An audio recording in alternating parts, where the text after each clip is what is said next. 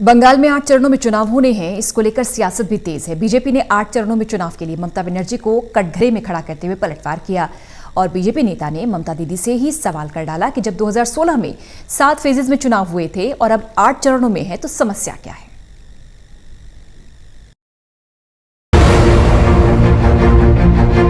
पश्चिम बंगाल की कुल 294 सीटों के लिए 8 चरणों में चुनाव होंगे। इस पर जमकर सियासत हो रही है। बंगाल बीजेपी उपाध्यक्ष अर्जुन सिंह ने ममता बनर्जी पर सवाल उठाए हैं। अर्जुन ने पूछा कि 2016 में 7 चरणों में विधानसभा चुनाव हुए थे, अब 8 चरणों से समस्या क्या है। उन्होंने अपने ट्वीट में लिखा, 2 मई दीदी गई। साल 2016 में विधानसभा चुनाव 7 चरणों में हुए थे, तब टीएमसी जीत गई थी, तो इस बार 8 चरणों में चुनाव से क्या समस्या है। इसे अपनी आसन हार को लेकर उनकी हताशा कहें या बहाने बनाने की शुरुआत, अभी और बहाने आएंगे सामने। इससे पहले केंद्रीय पर्यटन मंत्री और उत्तर बंगाल में पार्टी के लिए चुनाव का कार्यभार संभाल रहे प्रहलाद पटेल ने 8 चरणों में चुनाव के लिए ममता बनर्जी को ही जिम्मेदार बताया है।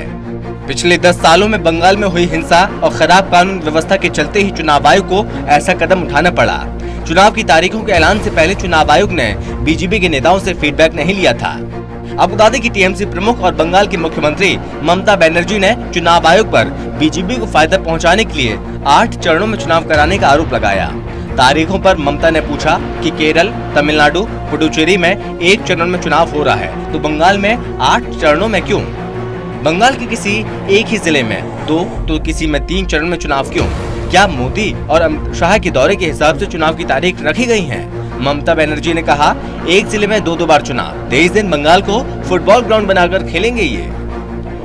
खैर, देखना होगा कि इस साल के सबसे रोमांचक होने जा रहे बंगाल के विधानसभा चुनाव में जीत का ताज ममता दीदी के सिर पर वापस से सजता है या बीजेपी ममता दीदी के गढ़ में सेंध लगाने में कामयाब होती है। Special desk, total news.